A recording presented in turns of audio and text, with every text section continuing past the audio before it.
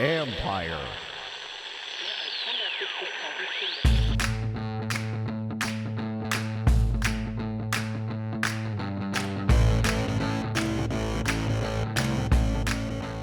Hello and welcome to my podcast, sponsored by Lone Oak Coffee. Visit loneoakcoffee.com and use promo code COFFEE2020 to receive some excellent coffee and a discount. Today, I have quarterback guru Qunicy Avery, who has worked with Dwayne Haskins since he was in high school.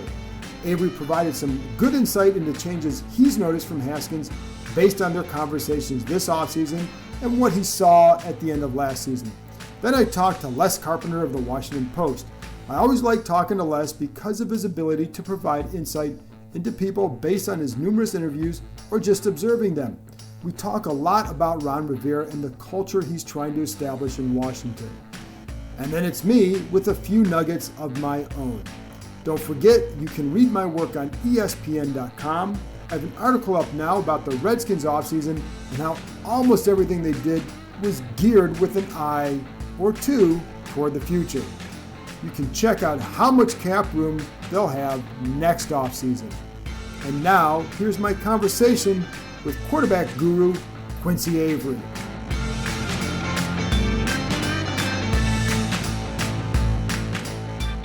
So let me just start with, first, how long have you been working with Dwayne? I've known Dwayne, first started working with him after his sophomore year in high school.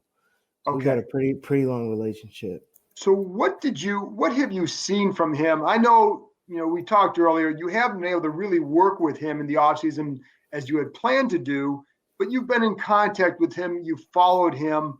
What have you seen from him this offseason? Any changes in him? Yeah, so I think the biggest thing with Dwayne is him more understanding the roles and responsibilities of a professional quarterback. It's not I think that a lot of times people misguide some of the things that they say and might say like he didn't work hard or things like that. And Dwayne is, throughout his career, people have known him as somebody who's a hard worker. But I just think, I think the details and the things that are required to be an NFL quarterback are a little bit different than the things that are required to be a very good or great quarterback at other levels. And he just had to understand those things as he got to, the Redskins. But it wasn't he didn't work hard. He wasn't doing things like that. Dwayne is a very hard worker, but I just see that maturity, him getting ready to take the next step, him understanding the little details, how to take care of your diet, how to take care of your body, how to get ready mentally prepared so you can be successful on Sundays.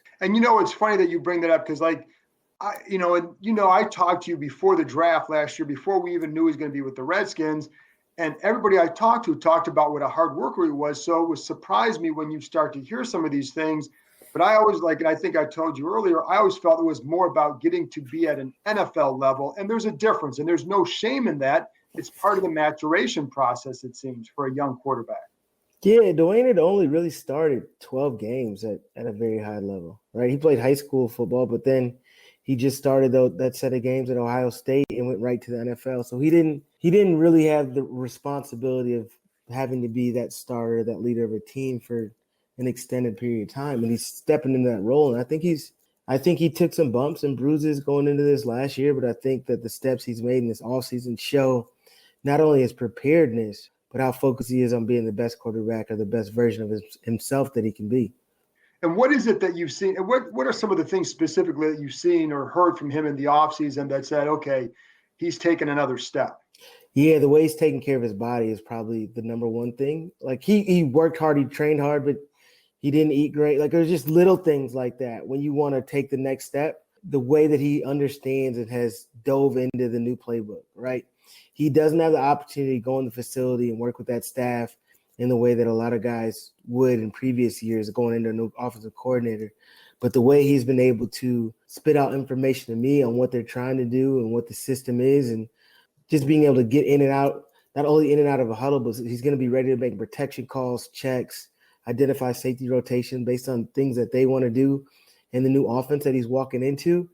He's as ready as I think you could be getting ready to go into this new situation with a quarterback who's actually been in the system before. Right. So he understood the level of detail that he was going to have to go in there and be prepared to play with. And, it's funny because it's not like this has been a very easy offseason for any young quarterback having to learn a new offense. So are there things that you've helped him with to try and expedite that process? Or is there anything that you could do to help him with that? Or is it he just kind of taken upon his own himself to get him in a better spot?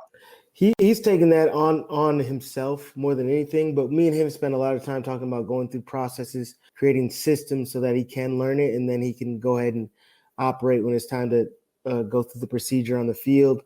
I've connected him with a sports performance coach who actually works through chess. He spent some time on the phone with him and done some sessions with him. So it's cool to see the direction that he's going and just how locked in he is. What was it? How hard, because you've known him a long time, you've seen his rise. How hard was it for you? And has it been? Because as you know, there are some people who are judging him based on his first two performances. And, it must be hard. It must have been hard for you to hear all this stuff and see all the stuff that was going on around him. I think initially it was hard, but then as you really got to watch or dive into the game, really watching the Redskins last year, they didn't put him in a ton of situations to really be successful. He just didn't have those opportunities. And when he did some really good things. Like Dwayne, for the way the stats look, Dwayne played as good as one could have. He might not have been the best rookie quarterback last year, but I think he was number 2, right? And Kyler Murray was probably number 1. He was number 2, but he was making steps in the right direction. The talent is obvious. And I just think that people are going to see a man on a mission. He understands the things needed to be that guy. What about in some of because it's hard as a reporter. One of the things I was looking forward to in the spring was seeing him in the OTAs to see that progression. So now we're kind of following it via his social media. When you watch him on some of the videos and all that, what do you see? I see somebody who's in the best shape of their life, who's throwing the ball really well, but it's funny because anybody who ever had a question about Dwayne Haskins throwing the ball is silly. He can put up things on his Instagram and all those things, and you see the ball come out of his hands. It's pure, it's effortless. He throws the ball basically as good as anybody in the NFL, but just the way he looks, that's what – when I saw his body, I'm like, okay, Dwayne's serious. That literally I shot him a text message man, I'm proud of you. Just how hard you work, because I know – that's something that he has to work really, really hard at. That's a lot of effort for him to get in shape like that, and he's done the work, and I'm excited. Yeah, and I think that's as we talked earlier too, there's no doubt that the guy can throw the ball, but it was that the way the way he shaped his body. But to me, it shows a level of commitment, and it also can add to his game because as you saw, even at Ohio State, he started running a little bit more, and then last year, as he lost some of that body fat and reshaped his body during the season, you saw him incorporate his legs more. So it seems like it can help maybe expand his game a little bit. Do you think? It's going to definitely expand his game.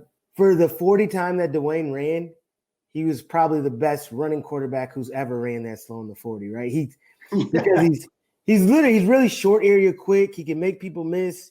He can get out in space and get some extra yards with his legs. So he does that, and I think that he's going to be even quicker this year. But like you were saying, it's more of a maturity thing. You see that, he's matured. Last season was the best thing that could have happened to him. I think that if you'd come in and just lit the game on fire, if he'd came in and just dominated the NFL last year, it might have taken him longer to understand what it was necessary to be an elite level pro. It put him in a situation to catapult into his future. When did you first, because again, you talked and you communicate with him, when did you really see that maybe the light, I don't know, light go off and, or whatever, but when did you really see that change in him? What, did he tell you something? Did you see something? Me and him were talking a good bit in February. In February, we just kind of rehashed the season. This is what went on. We were making plans for when we were going to get together. And we just talked about all right, what is it going to take for Dwayne Haskins to take next steps? Because a lot of guys aren't as honest with themselves. They're aren't as critical of themselves as he was in that conversation. And he knew, there's things I can do better. And him being honest with that evaluation of himself, I was happy about that. And I thought that, all right, well, he's ready to roll. Like he sees it and he's ready to make take his game. It's funny. And, it's funny because he wrote something for Redskins.com recently, looking back at his rookie year. And the thing that stood out to me was he never talked about the coaching issues or anything like that. It was all about what he learned and what he went through to, just on the field and his transformation there, which I kind of felt was some growth there because it wasn't about pointing fingers. It was about, well, this is what I learned. And this is this place specifically that I learned from. And I just, that kind of stood out to me.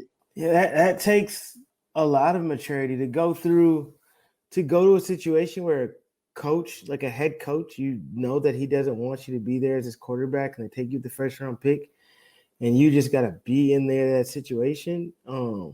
That's difficult. And for him to not like look back at that or place blame on that situation for why things went the way they did, that's impressive for a young man who's 22 years old and going through the things he has. So what do you anticipate? I mean, because again, we don't even know what kind of season the NFL is going to have. What do you anticipate from him this year? I think he's going to play at a high level. He's going to be a high-level quarterback. I think that we'll see just in his decision-making, his preparedness. And, all right, he's seen it once, and now you're going to see the talent that he has. I mean, if they get a couple more pieces around him, sure. Because they need it. They need some help at the skill positions and the O-line. Like he doesn't have a lot around him, but I think we're going to see major jumps in his game. And I'll be remiss if I don't ask you, because my Ohio State ties, you're working with Justin Fields too. What have you seen from his, again, this is a selfish question, so the people listening, bear with me, but what have you seen from him? Because he had a terrific year last year. What kind of growth have you seen in his game, just working with him this offseason? What's interesting is you hear, like when the next year's draft projections have come out, and there's some people say like, oh, we question his arms. I see somebody very well should be the first player selected in the NFL draft. Like, right. The things that he can do with his arms and his legs are like nobody else in the country. If he was just throwing the ball last year, you look at like the advanced stat, the Pro Football Focus, like critical throws. He led the country. Like he makes every single throw you could ask somebody to make. He does that, and then he's going to run a 4.38, right? So it really, to me, he's the best football player in the country, and I think that he's going to get a chance to cement that this upcoming season.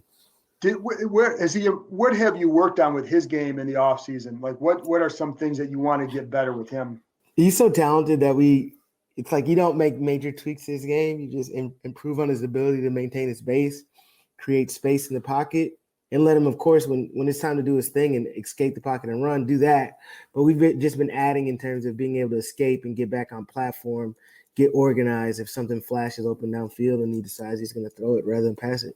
Qunicy, I listen, I always enjoy talking to you because I like your insight, because I know you know these guys well and you have a lot of experience around other guys too. So I appreciate you joining me. Have you been working with Deshaun Watson too in the offseason? It really sucked. Deshaun got out here the first week of March. We had extensive plans on exactly what we were going to do each week. And then until like a week and a half into that, Corona hits. So it's been intense, but I got plans to get out there next week and help him put together something with the receivers out there with the Texans and get him rolling. Yeah, because he took another big jump too. I mean, that's what's the biggest growth you've seen in his game? Mental. It's not physical. It's his mental ability to process things. He knows what defenses are doing to him before they do it. I mean, he knows where his answers are. He's another big – I get a lot of these guys on chess, but that helps these guys create processes. It's really similar in terms of playing quarterback and playing chess. So we're always like diving into the little details there. Excellent. Hey, Qunicy, man, like I said, I appreciate your time. Thanks a lot for joining me. For sure. I appreciate you. After this break, I'll be back with Les Carpenter from the Washington Post. We talk more about Ron Rivera and some thoughts on our interactions and what we lose by being unable to be at Redskins Park right now.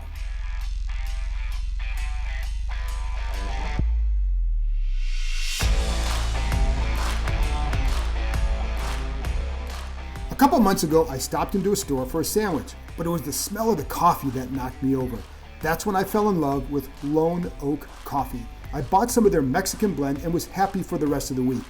Lone Oak is a small specialty-based coffee roaster company in Winchester, Virginia. They finished 9th in the nation in the U.S. Coffee Roasting Championships in 2017. They have received many awards for their house blend at the world's largest coffee roasting competition. Here's what I love about Lone Oak. They dial in each coffee to fit its best profile, bringing out the natural nuances and highlighting interesting flavors. I'm drinking their Brazilian blend now with a mix of nutty and almond flavors. They have coffees from all over the world. I love their smooth Colombian with hints of cocoa and caramel apple. Go to loneoakcoffee.com, L-O-N-E-O-A-K, coffee.com, and when you order, use the code COFFEE2020. That's COFFEE2020. You will receive a 5% discount with free shipping on any orders over $25. Start your day off right with Lone Oak Coffee.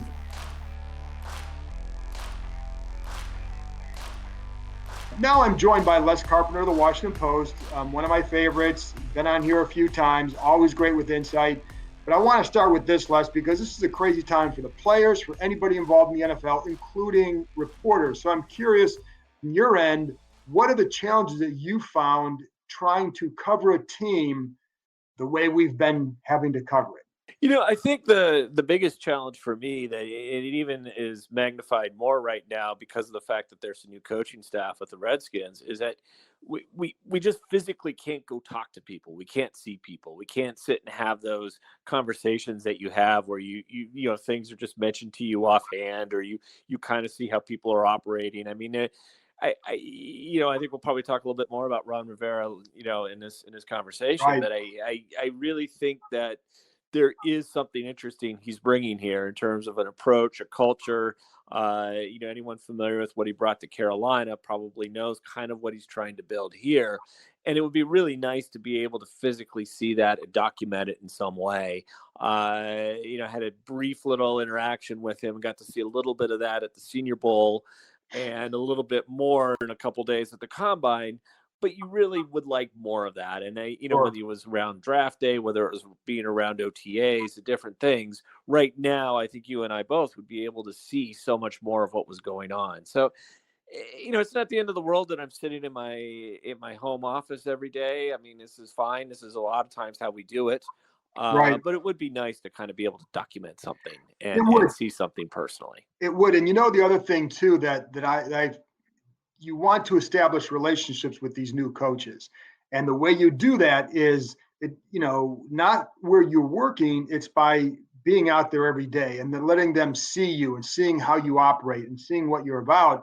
And then a trust develops with them. And I think that's one of the things, because then along with that trust, like there's some stories that I'm like, I know if we were out there that they'd probably be more agreeable to certain stories because you have that relationship established or you're building that. And so they're just various things I think that we miss out on. We can compensate and you can still do stuff by the phone. We do a lot of that, but it does change how it changes how you have to take at least part of your approach. Yeah, it's hardly a complaint. I mean, no, it's not a complaint. We're lucky we have our health. I'm not complaining at all. But and I agree, and it is right now. I mean, there would be OTAs going on, and you mentioned they're having the interactions with people where you at least get to know them, they get to know you. I have some stories that I'm working on where I would really love to, just throw a question or two on the side to somebody, and right. Really can't do that, right? It's not the end of the world, but it's just something you can't do. I think the other thing that probably for me though is missing more is the fact that they're having these practices and things. You get to see a style. You get to see how Ron Rivera works around a team. You get to see how Jack Del Rio really interacts with the defense. You get to see how Ken Zampese is going to work with Dwayne Haskins. Right. We've seen all these little videos of Dwayne Haskins and all. Well, how does Dwayne look? How does he look with the whole team? Just so many things that just jump out at you when you're physically there. I'm sure the coaches and players and everyone else has those same complaints, but for us, that would be the thing that we would love to be able to see. And that is the thing that I'm missing out on, is being able to go out to, and we only, just, for a point of reference for people listening, we get one OTA practice a week, and then we get the mini camp. We also would have had another mini camp with the rookies, and there would have been that veteran mini camp in April that we haven't been able to see. But it's as much being able to gauge the progress. And, like it's one thing to see Dwayne's, the Instagram shots or whatever he's putting out there. That's helpful for us right now to see what he's doing. But it's another than to go watch him in a practice setting. How's he getting rid of the ball? How quickly is he getting rid of the ball? It's how's he working with these, some of the new receivers, whatever. All of that is stuff that you want to see, like how, Chase Young's get off the line, those kind of things that, you miss out on. And just from a geeky football standpoint, that's what I really miss is that up close first impression of guys, how guys have changed, and, those kind of things, because there's so many young guys on this roster that a lot of guys are going to be developing and changing from last year to when we see them in August. They're going to change in a lot of ways. They're going to change in a lot of ways. There's all these new veterans that they've brought in as well. I kind of curious to see how some of them would mesh with everyone, because I think too there's so many guys that are, they're on their 1 or 2 year contracts that, this is kind of a little bit of their last shot, but there's reason to think that maybe they could play up a little bit. Obviously, all of them are not going to, but it would be curious to see, Sean Davis or, Logan Thomas, or these guys that we've kind of written about. You kind of want to see what they can do. So, sure. Yeah.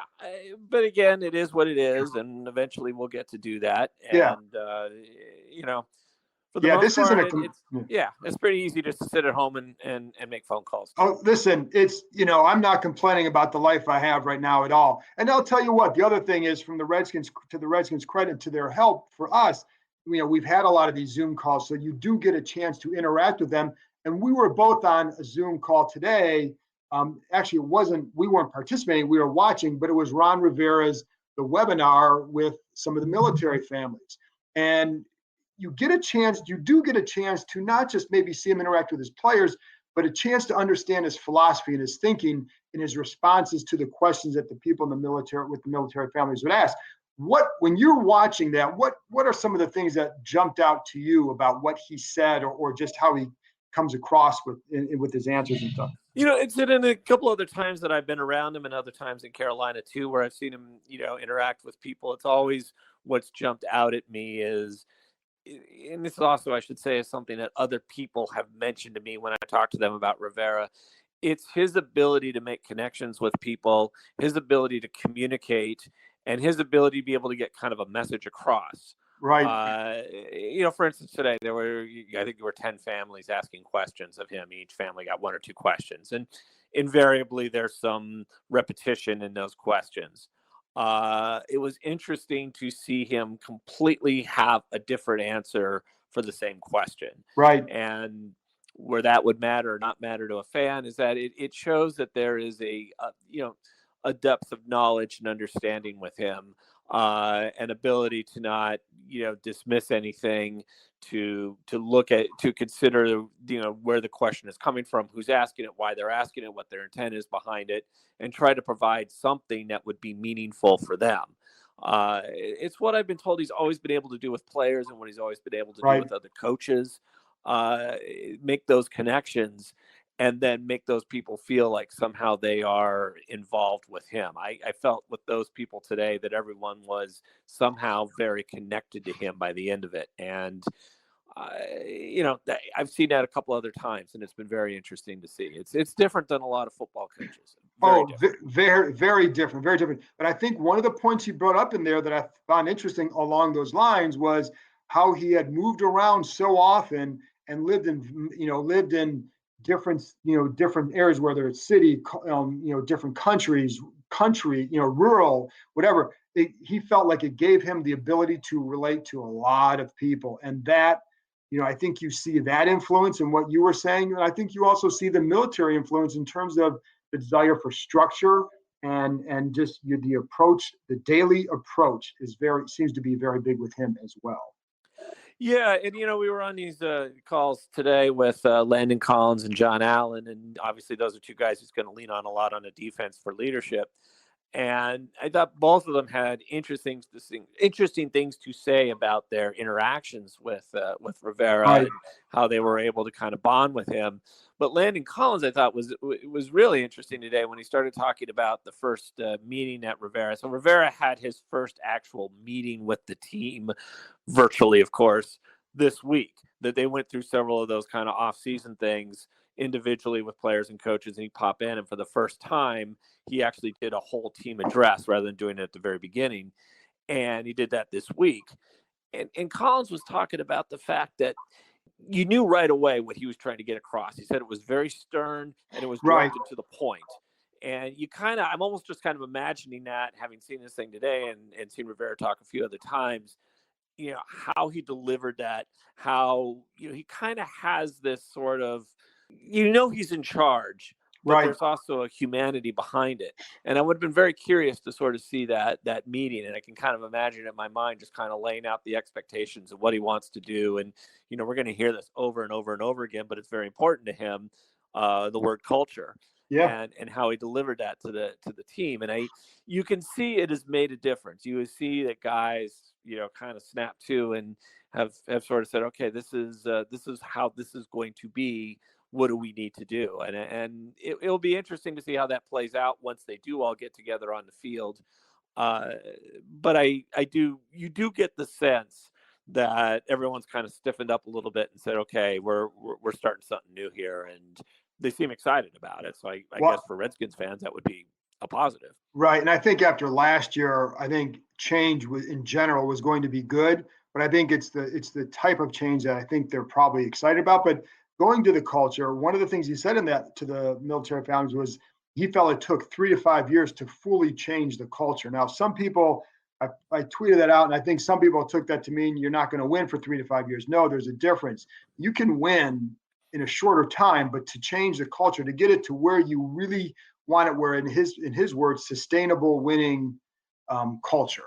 And I think it just takes time to change the mindset, not just of the players, but of the entire organization. I think there are a lot of people who have probably felt very scarred by the last couple of years here. And it's I don't know. I don't think you're going to change that overnight, but the more guys you get in there, like the Thomas Davises or like even getting a Chase Young, guys who work a certain way, then the quicker you can change that culture. But were you surprised that, at how long he felt it would take? Again, that's not to say now they can't win. It's just to build the culture that you want, to get it exactly where you want. It may take a couple. Well, I've heard him say that a few times now over the years. So no, but when I first heard it, it was a surprise. Because you think, gosh, football coaches, they think that they got to get things turned around immediately. And let's face it, this is a league right now where if you don't get things turned around fast, you're gone. If you look back to Carolina, he tried very quickly to establish the culture in a circumstance much like this one, where he didn't get access to the players until training camp because of a lockout, not a virus. But he tried to build that very quickly. The difference was, they struggled this first couple of years. And, I think his job was kind of on the line a little bit early on. But within 5 years, they were in the Super Bowl. Within 5 years, they had the best record in the NFL, and they were in the Super Bowl. I think that was year 4. And year 3 really was kind of the turnaround year for them. Yeah, it takes a little bit of time, but they were still very competitive within 3 years. So I don't know why people necessarily should be so upset here. I do think that they're starting, while maybe the overall talent of this roster still is, something to be desired. I think there's a lot of young talent all around. And I do think that defense is something that they could get going very quickly, quicker than they could have gotten something going in Carolina. That could make them more competitive quickly. I don't know if that turns into wins, but I don't think that with the defense they have, with the coaching that they have on that defense and what they want to do, I don't think there's a reason why they, that couldn't be one of the better defenses in the league very, very fast. And I think if you gave them the truth serum, I think they would say, like, this year they want to see what they have. You want to win, but you also want to see what you have. But year 2, you're going to really have to show a higher level of progress. And if the defense provides that base, then I think they'd feel like they have something moving forward they can build off of. And, the question for this year, obviously, would be all the young talent on offense. Does it come together? Does it develop? How does it look? And that will probably determine a lot about what they do this year anyway, as much as culture. Culture usually seems to be better when the quarterback play is really, really good. One of the things when I look back at Rivera's years in Carolina, he had several seasons where there was kind of a shaky start, and then they really turned it on the second year, the third year. Right. Not the Super Bowl year, but there was another year where they won a division, after starting 2-8, They were 7-8-1, or whatever it was. Yeah. He has had a lot of those seasons where it's clear that that what was built within the team internally, the culture that we would talk about, was able to win out through the bad moments. I suspect early on there might be a couple losses that we don't suspect. Right. But I wouldn't be surprised if some of those victories are ones that we're looking back later saying, wow, they won that game. Who would have ever imagined? Well, but I think that's what I would see from him this year. And he kind of talked about that fact too a little bit today. Yeah. And it's funny you say that, because when we had to do our little predictions when the schedules came out, which is just a fun exercise and you can't take it seriously. But I had them, I think, upsetting Pittsburgh, and somebody asked, like, why would you do that? I said, for exactly the reason you said. I said, listen, don't take it serious. I don't know. Nobody has a clue. But the rationale would be, I think they're going to spring an upset on the road. And I think because at that point in the year, I think exactly what you said, if they're going to become a decent team, you're going to start to see it around that time. So they may be able to surprise somebody and do something. And I think if they can show that this year and finish strong, then I think, then you look back and then you can start to build something legitimate. And it goes back to what he talked about. The other thing too is, the importance of the military in his life and the way his style of coaching is. It is very, you have a job to do and you need to do it, and you need to be focused. He said in the webinar, focus where your feet are. But it's just the role the military has played in his coaching career has been, and the way it shaped him, I think is a lot deeper than I thought it was. Yeah, no, and again, that was something that I had heard a lot about in Carolina. I think what's interesting about how he does it is obviously so much is made about the NFL and military. There's so many connections, football metaphors in the military metaphors and football. Certainly it's the league itself likes to draw a connection to the military and vice versa and all that. But very, very few of the coaches really truly are military guys. Right. They're guys who talk about it a lot, but they may have read a lot of books by generals or whatnot. The interesting thing about Rivera is he's a guy who sort of lived that. He's lived the military life growing up, and it's clear that the principles of the military life carry him through. That said, there are things too that I think a lot of people who would just sort of kind of wrap up in a blanket and say, well, this is the military. And this is how you're supposed to think and how you do. There would be contradictions. The fact that he signed Eric Reed, despite the fact that Eric Reed was very much into the protests, the kneeling protest during the national anthem. Rivera was able to kind of distill that and say, well, here are the reasons for his protest, and it's not an anti-military protest. And I don't want to get off on that tangent, right? But that is something that's important in his background. The fact too, he went to Cal Berkeley, which is not necessarily the most militaristic of schools. No. I always thought was very interesting too. He is a person with a lot of thoughts, it seems, and a lot of different experiences in life that don't all fit one chapter.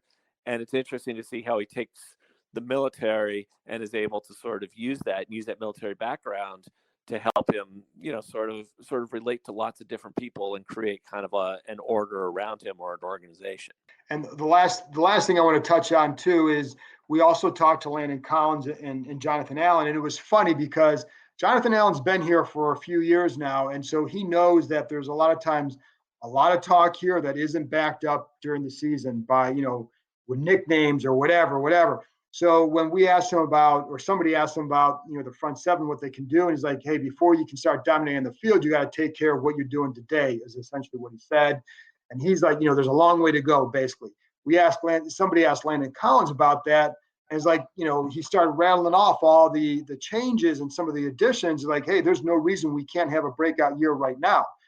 Both those guys are leaders, and both those guys are respected. But it is, it does speak to, like, they do I think it kind of speaks to Jonathan Allen, having been here a little bit longer and understanding, like, in this area, before you can start proclaiming things, you better take care of business on the field. It's kind of the personality of those two guys. It is. They're both very much leaders. They're both really, what's amazing is kind of leaders as relatively young guys. And obviously they both came from Alabama and, the Alabama system and are heavily influenced by Nick Saban. But yes, I think their personalities are very different. I think Landon has a much more optimistic personality. I think that's his leadership style. And I think that's what we heard a lot about with the Giants, but it was hard to see it here last year because last year just collapsed so quickly. Right. We talk again about wanting to be around a team and seeing a team right now and seeing a team practice. That's one of the things I'd really want to see, because I think that he'd have a fresh start here. The secondary would kind of be quote unquote his, where maybe it belonged to other guys last year. Right. I kind of like to see how that would work. I think we would see a lot more of all the things that Landon Collins could bring to a team that we didn't get to see because of the disaster of last season. And John Allen, I think it's just his mindset's a little different. His approach is a little different. And when I heard those two kind of comments from those two guys, I thought, well, that's really, they're very different personalities, very different leadership styles. And yet I think both of those, styles of leadership can work. And this gets back to, again, what Rivera is trying to create here. Not totally dissimilar to what Pete Carroll has in Seattle, which is the idea that the players themselves have to take ownership, and it's their personalities that ultimately will set the tone for how the team operates in the locker room and everything else. And he doesn't try to force that on them.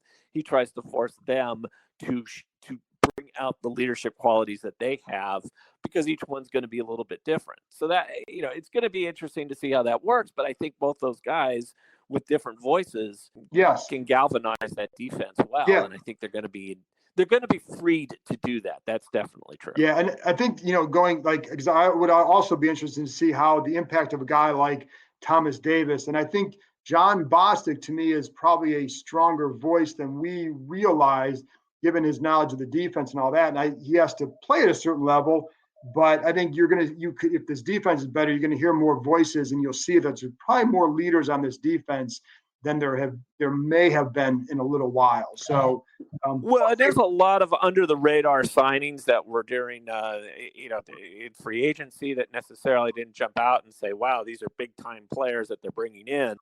But they are more experienced. It's just like they didn't sign a whole lot of undrafted free agents this year, because just to cloud whatever off-season camp you have with a bunch of guys who may or may not make the roster, but are young and needing to learn. There's a whole lot of old voices that we don't really know yet, but could, even if they don't make the final roster, still bring some sort of professionalism and some sort of maturity as a veteran player to those practices that might be very necessary in August.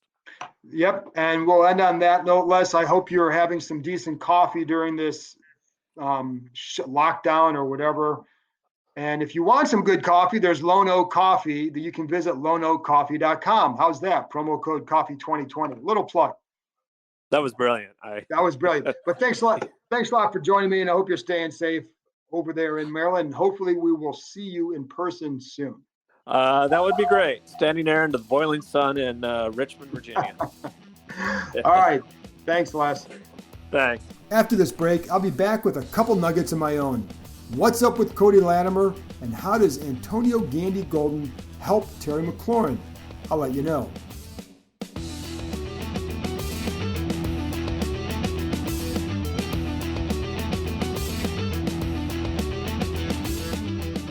This episode of the John Keim Report is brought to you by Manscaped. The Last Dance documentary has brought up the ongoing debate that no one will ever win. Is Michael Jordan the GOAT? Is LeBron the GOAT? Well, one thing we do know for sure is Manscaped is the GOAT for below-the-belt grooming. Manscaped is forever changing their grooming game with their Perfect Package 3.0 Essentials Kit.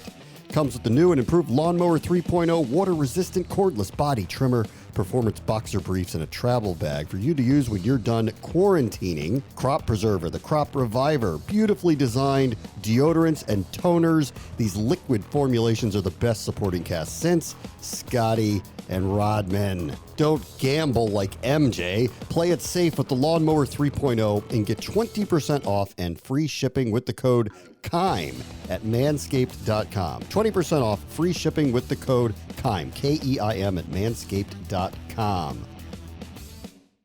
Welcome back. Now here are a few nuggets of information you need to know. I don't know what's going to happen with the Cody Latimer situation. It certainly doesn't look good for him, even if there are a lot of things at play here. He's had some problems in the past, and I'll just say that even if there's a good reason for his actions, it's going to lead to a lot of questions that remain at Redskins Park and in the NFL headquarters. The NFL is looking into the matter as well. Just a guess, we don't see Latimer this season. Maybe there's even more we don't know at this point, so you always have to withhold judgment. I just know that it doesn't look good for him right now, and it certainly doesn't sound good for him right now with the Redskins. We'll see. It's been an odd week or two because of the Quinton Dunbar situation as well. His character was not a reason that Washington wanted to get rid of him. It was all about his approach with Rivera and then also wanting more money right now. They knew he had some rough edges, but those rough edges did not include what he was charged with. In other words, they did not see that coming. Hopefully, for his sake, the charges aren't true. But again, I think there will be a lot of questions that get raised about Dunbar, regardless of what happens from here on out. Number two, I know I mentioned this before, but it bears repeating based on how and when the NFL might return. It feels perhaps, like there will be a shortened training camp. That's certainly a sense you get when you talk to people. That is not official. Don't think that I'm saying that. But if there is a shortened camp, it certainly puts the preseason games in jeopardy. It's hard to imagine all four being played. And that, plus no on-field work in the spring, will make it extremely difficult for undrafted free agents to make a team. It's why the Redskins signed only 4 of them after the draft. Those players need to open some eyes in the spring in order to start making a name in the summer. And it's real hard to do that in practice considering how little teams are able to hit anymore. Those games matter a ton to a lot of players. I know fans get tired of it, the starters get tired of it, the media gets tired of it, but man, does it matter for a lot of guys. That's how they're going to decide their future. Guys like Lorenzo Alexander made it because of their performances in preseason games. So you'd hate to see them lose out on that. And I think the other hard part with that is if you have that shortened camp, the emphasis goes not on really trying to ferret out the roster as much as it is getting guys ready to play games right now.